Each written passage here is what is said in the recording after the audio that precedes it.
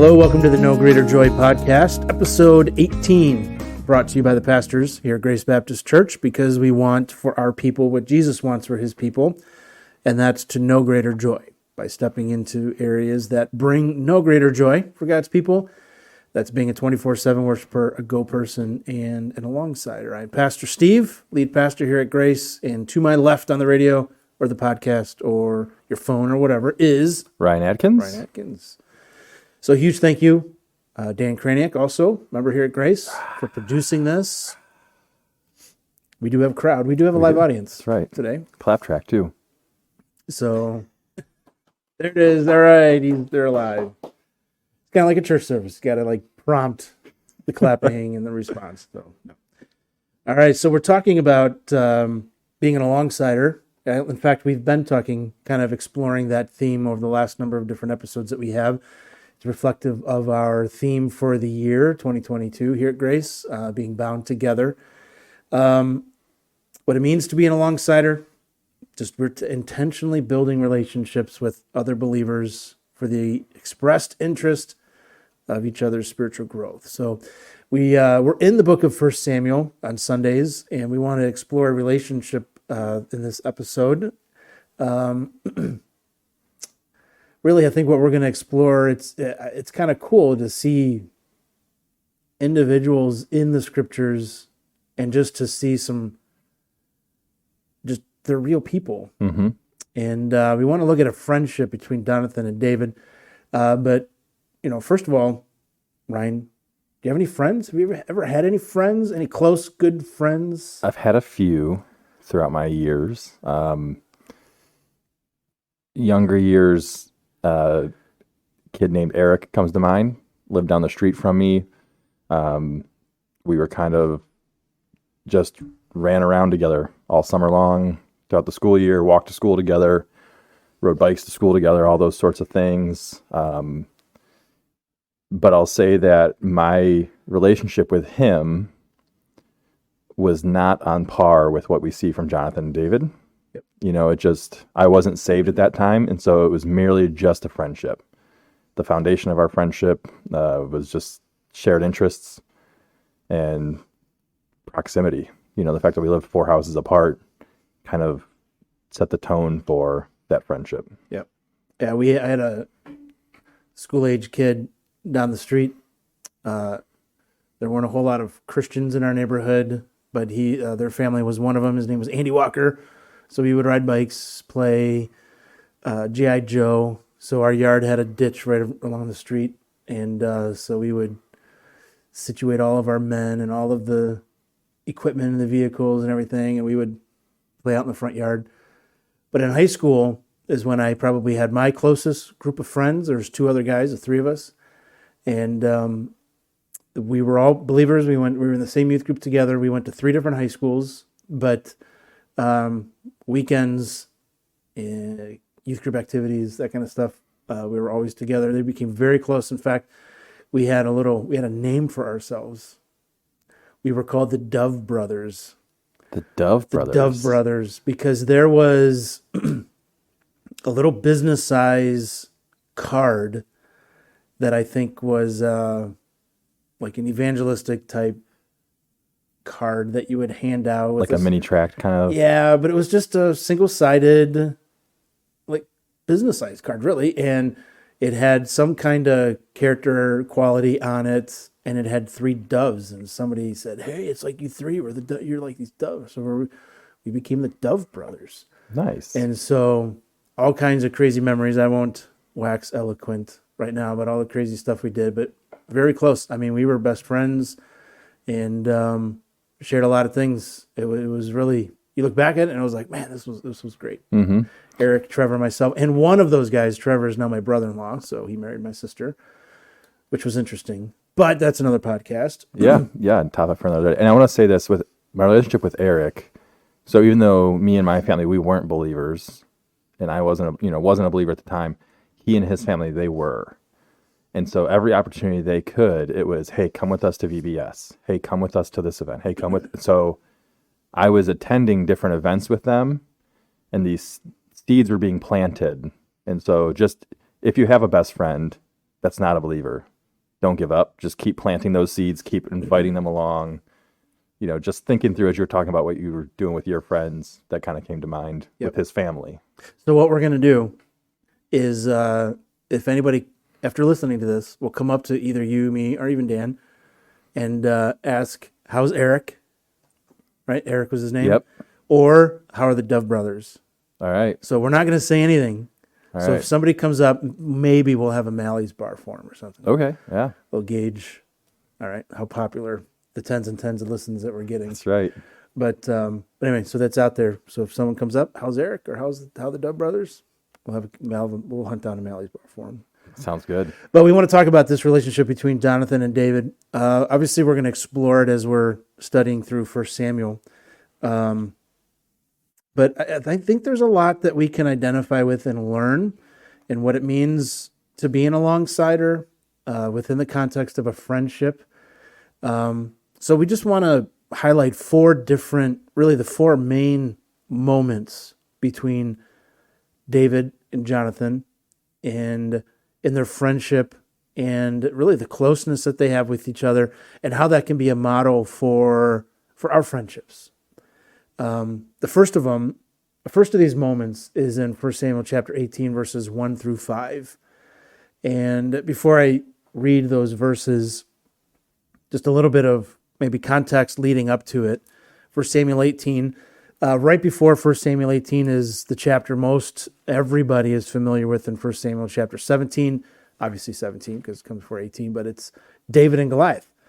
And so you see David, just a young boy, the youngest of all of his brothers, his family, and his dad sends him out on an errand to go see his brothers, see how they're doing. He has food, and of course there's Goliath there confronting the Israelite army, and everybody in the Israelite army is just fearful and passive and afraid to kind of step in, even though King Saul has put out a great reward for whoever does that, whoever can defeat the giant.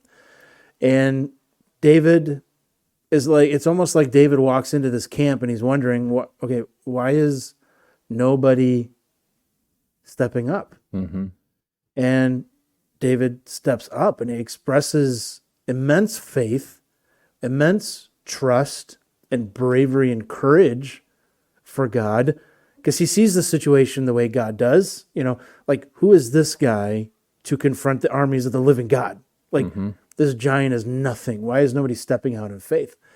And we know how that goes. But right before also David and Goliath, we see Jonathan exhibiting the same kind of bravery and faith and trust in God in walking into a garrison of Philistine soldiers. Mm-hmm. And just he and his armor bearer. And he's like, listen, if God can do this, he can do this. By many or by few. That's right. And takes a step of faith and marches in. And here in chapter 18, this moment that we first are kind of introduced to Jonathan and David, let me read these verses. As soon as he had finished speaking to Saul, that's David, the soul of Jonathan was knit to the soul of David. And Jonathan loved him as his own soul. And Saul took him that day, that's David, and would not let him return to his father's house. Then Jonathan made a covenant with David because he loved him as his own soul. And Jonathan stripped himself of the robe that was on him, gave it to David, and his armor, even his sword and his bow and his belt. And David went out and was successful wherever Saul went him, so that Saul set him over the men of war. And this was good in the sight of all the people, and also in the sight of Saul's servants. I think the one thing I want us to notice, or what really sticks out to me, is just I hate to just put the close friendship, but there's a magnet between them. And what that magnet is faith, trust, and bravery for God Almighty. Mm-hmm. And you think about, as believers, the friends that we have, what is it? We can have, whether it's, hey, we're in the same neighborhood, we're going to the same church, we're things that we have in common.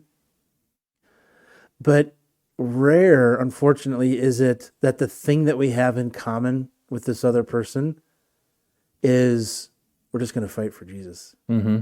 And their souls were knitted together. I don't know, Samuel, as he's putting this, just that visual, I think, is a very striking visual. Mm-hmm. Like being just kind of fastening one object to another. And it's their souls that were knitted together. Right.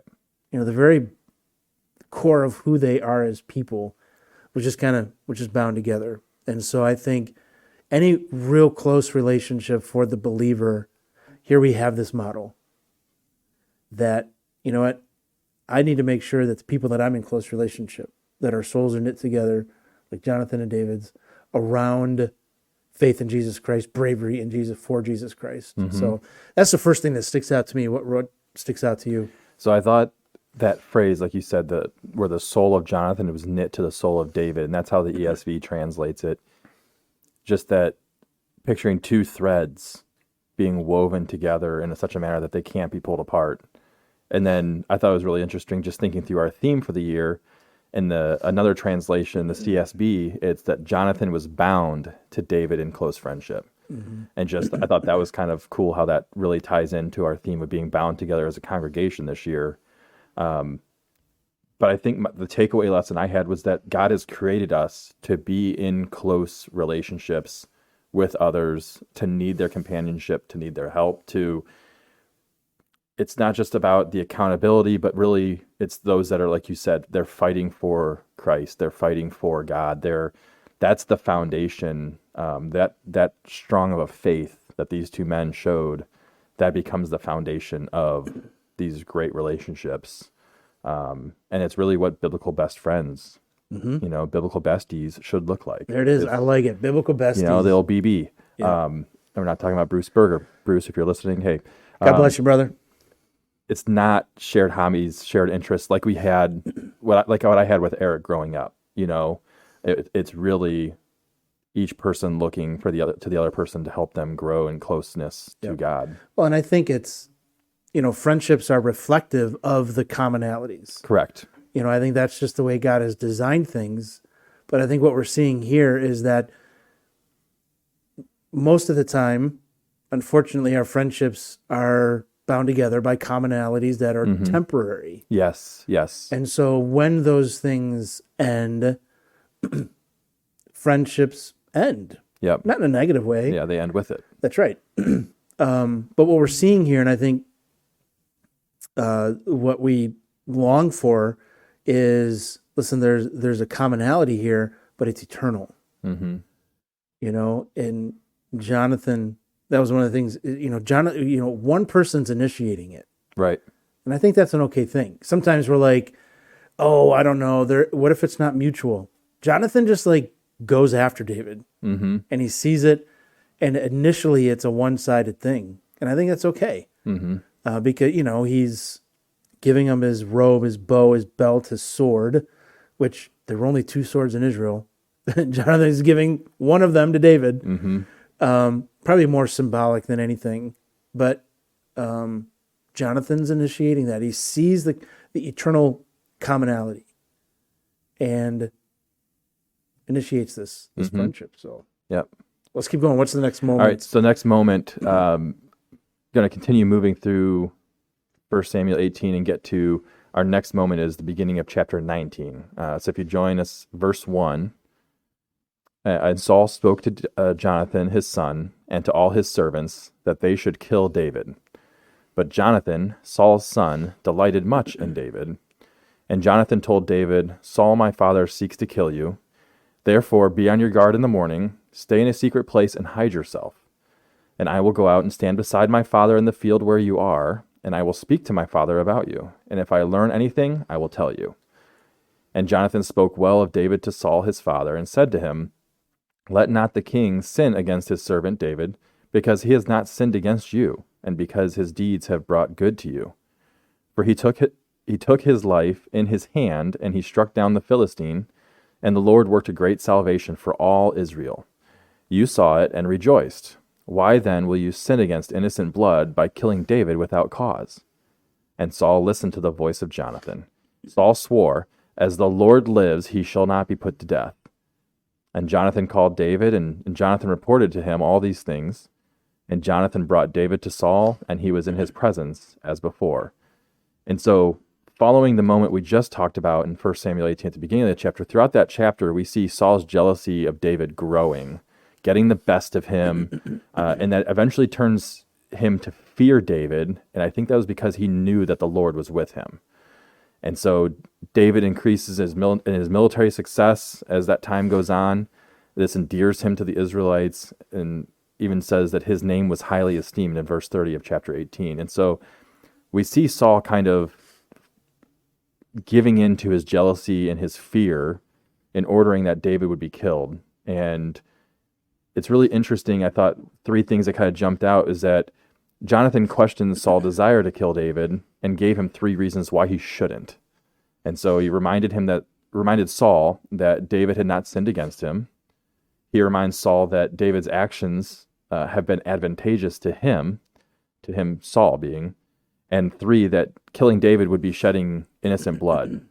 And I thought it was interesting that Saul listens to Jonathan, swears an oath not to kill David, which we know he'll go back on, or attempt to go back on. And then we see this friendship kind of continue as Jonathan relays the oath to David and re-enters, and then David can now re-enter into Saul's presence or service. I think the lesson that really jumped out to me is that true friends are not swayed by self-interest, and that this biblical friendship that we see between Jonathan and David, that they're willing to help one another even if they have to make personal sacrifices to do so.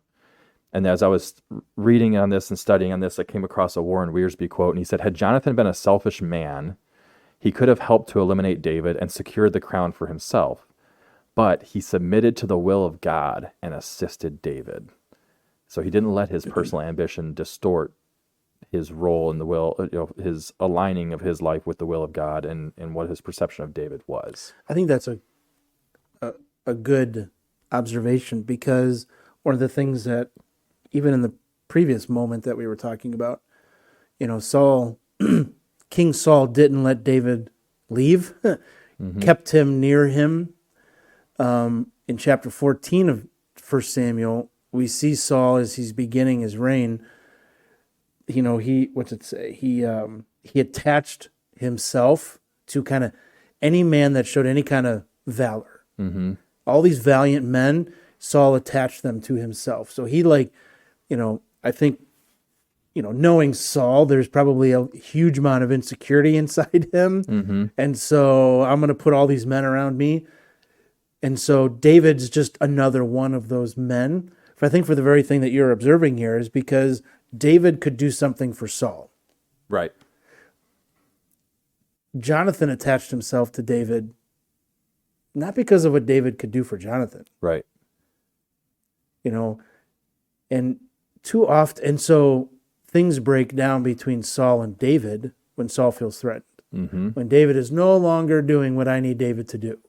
Yep. I think too many of our friendships are that way, where they just we're in these relationships, and when the other is no longer doing for me what I need, we just kind of discard. Mm-hmm.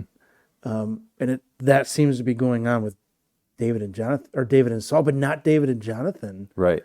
And the thing that's along those same lines with you in this lesson from this is, I think a good friend and this alongsider, you're going to jump into the mess. Yeah. Yep. For your friend, for their good and for God's glory. Mm-hmm. Jonathan's appealing to truth. And he's appealing, don't sin against David. There's no reason to sin against David. Mm-hmm. So for God's glory and for God's good, you know what? I'm going to jump into the mess. Yeah. Jonathan didn't choose it, but now all of a sudden, man, I gotta stick up for my friend with the king. Yeah. He's essentially challenging Saul in that moment. Is the way I was thinking it through, and it's like he does this out of this brotherly love.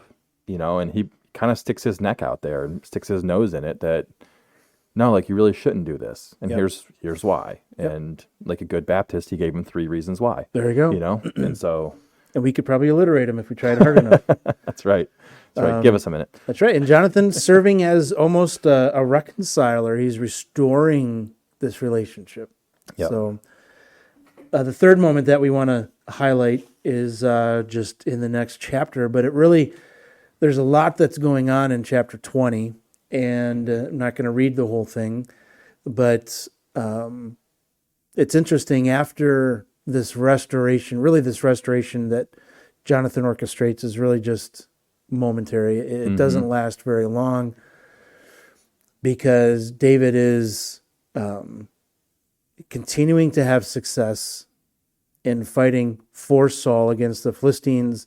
David is getting recognition, but David is also serving the king. He's playing his instruments to bring calm. And, Samuel records that, the Lord sends a harmful spirit. And before David knows it, he has a spear flying at him, try to pin him to the wall. And, we read that, we're like, oh my God, like that. Could you imagine being in David's shoes? Like playing your lyre. Playing your harp, lyre. That's right. And all of a sudden, That's right. Guess that was the wrong song. That's right. I thought I was restored with this man. And really at this moment, David just begins to flee. And he's trying to escape. He's literally running for his life. And who does David go to? He goes to Jonathan. Like, what have I done? What wrong have I done to your dad? And he's honest with him. He says, there's but a step between me and death. I mean, your dad is about to kill me. And, and he's on the run, going different places.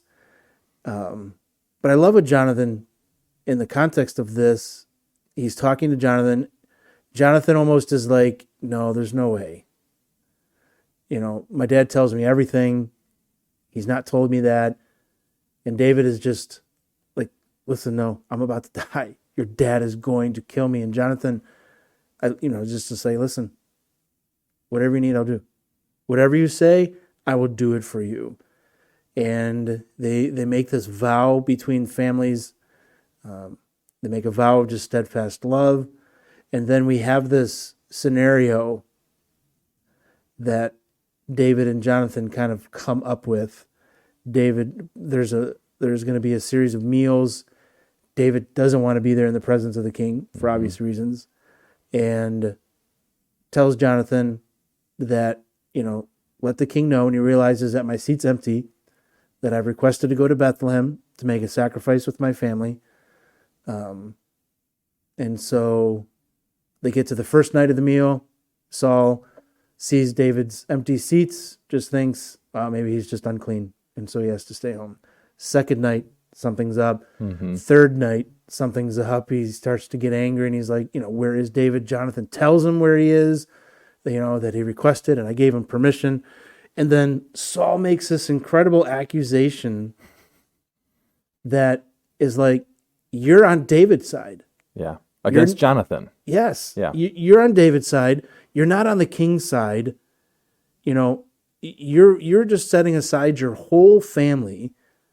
And what does King Saul do? Takes a spear, and now Jonathan's in the aim of the spear that was going after David.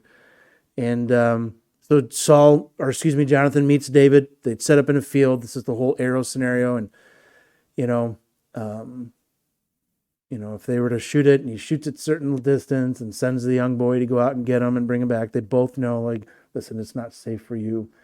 And so the verses that I wanted to read in that, after that young boy leaves and it's only Jonathan and David, chapter 20, verses 40 to the end of the chapter, it says, and Jonathan gave his weapons to his boy and said to him, go, carry them to the city. And as soon as the boy had gone, David rose from behind the stone heap, fell on his face to the ground, and bowed 3 times. So there's like honor and respect there. And they kissed one another. They wept with one another, David weeping the most.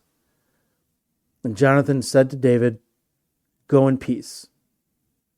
because we've sworn, both of us, in the name of the Lord, saying, the Lord shall be between me and you, between my offspring and your offspring forever. And he rose and he departed, and Jonathan went into the city. Go in peace? I mean, you think about, both of them have had Saul's spear coming at them. Mm-hmm. David can't go anywhere. He has to go run and hide. And Jonathan's like, peace. Go in peace. We're right. Mm-hmm. We've made a vow. The Lord is between us. If there's a lesson at all in that, it would be, I think, in these friendships, there's just this constant pointing toward these higher covenants and promises. Where these covenants don't get overwhelmed by the circumstances. And, he's like, listen, yes, you're going to go on the run. We may never see each other again, but there's peace. You can have peace. Go in peace.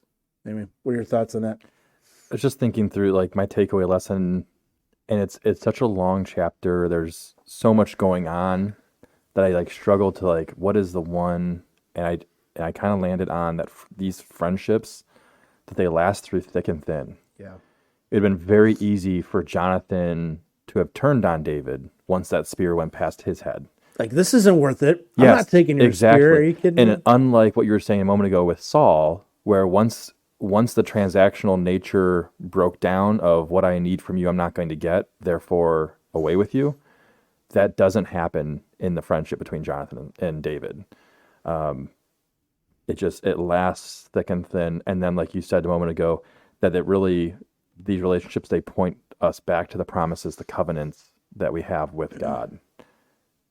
Yeah, it's those things that keep relationships going. And I think we see it oftentimes when we've developed friendships and maybe our contexts have changed. Mm-hmm. But whenever we visit those people again, it's like nothing's changed. Right. It's like you haven't missed a day. That's right. Because you're just bound and knit together by eternal things. And even though the state that we're living in has changed, even though any number of different changes, when you get together and your hearts are still knit together because you're knit to Jesus and you're about the eternal things and the eternal covenants and the promises and this plan that God has, that you find yourself, you're both a part of this plan, it's like that never changes. So it's like nothing's ever changed. Right.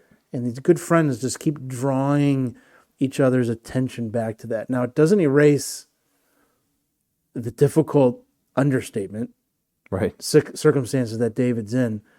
And it really kind of leads us to this last moment, a few chapters later. Yep. David literally is on the run. Yep. And as you read chapters 21 and 22, you're going to see, he is bouncing from city to city, place to place. And wherever he goes, there's always a person that's rooting him out. Yeah. Like sending word to Saul, David's here. David's in this area. He's in this forest. David even gets to a city called Keilah, and that city's being attacked by the Philistines, and he saves them.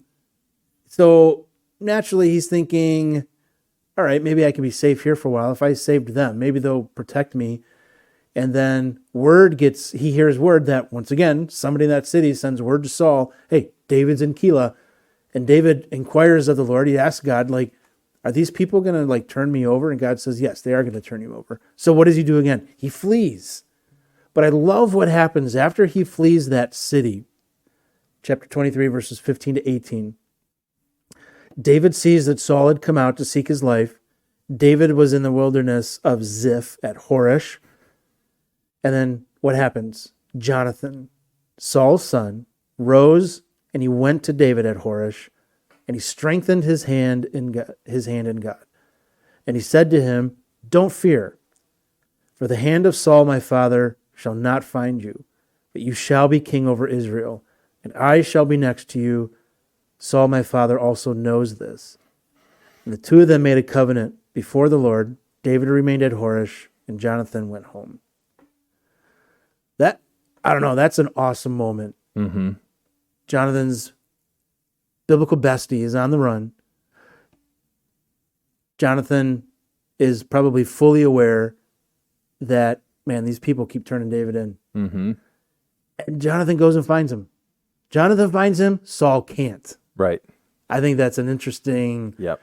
It has to be of the Lord. That God has brought about this relationship. God knew what David needed. Allows Jonathan to find him so that he could strengthen his hand in God. I think that's what stuck out to me is like, Mm-hmm. These biblical friends, this biblical friendship. Number one, yes, you're going to go find the person and you're going to try to strengthen them.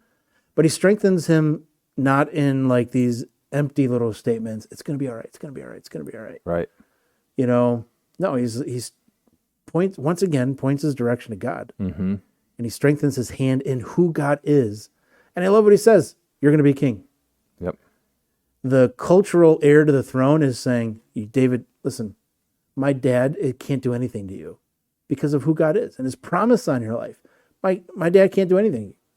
So don't fear. Strengthen your hand in God. And I'm going to be right next to you when you're king. Yep. That's huge. I don't know. I Mm-hmm. think that's a great moment. What sticks out to you as you think about this? Just that Jonathan's love and respect for David could allow him to do just what you just said, where he is the cultural, next in line to this throne. But his love and respect for David and for God really has allowed him to willingly accept this, what would eventually be a subordinate role, to come in as David's second in command, and to kind of give up without any sort of resentment, without any sort of jealousy, just trusting that God's will and God's plan is the right one. And then the takeaway of all of it, I thought, was that, we really have to offer others who are going through a difficult time just a reminder of who God is. And it really works well if you're speaking with a believer. But if you're not speaking with a believer, it's perhaps an opportunity to evangelize in that moment and kind of point them to who God is. And it may not be reminding them of who God is, but telling them of who God is, and just the promises that we have through Jesus Christ. Yep. I think one of the things that also I wanted to mention, I've written down here before we wrap this up. Jonathan's like, Saul knows that you're going to be king. Like he knows it. I know it. He knows it. Saul's fighting against God's will for your life. I'm with you. I'm not going to fight against God's will. In fact, I'm going to embrace it. I'm going to. So as I was finishing up my study, Psalm 27 jumped to my mind, where David is writing. He says, "The Lord is my light and my salvation. Whom shall I fear? The Lord is the stronghold of my life. Of whom shall I be afraid? When evildoers assail me to eat up my flesh, my adversaries, my foes, it is they who stumble and fall." And then skipping a verse and jumping back in verse 4, "One thing have I asked of the Lord, that will I seek after, that I may dwell in the house of the Lord all the days of my life, to gaze upon the beauty of the Lord and to inquire in his temple." I just thought, it was just thinking through David's life and what's going on with his friendship with Jonathan and how Saul is pursuing him in these different moments. And it's really the Lord that is his light, his salvation. And Jonathan is really just reflecting that. Yep. Maybe Jonathan, little part of that inspiration in Yep. writing Psalm 27. Yep. So I think it's a good way to wrap this up, and truly hope for everybody who's listening, for all of our people at Grace, that they have a biblical bestie, Yep. a Jonathan David type friendship. And the moment you have that recognition of an eternal bond, go after it. Yep. And don't let it go. Yep. All right. God bless. Have a great day.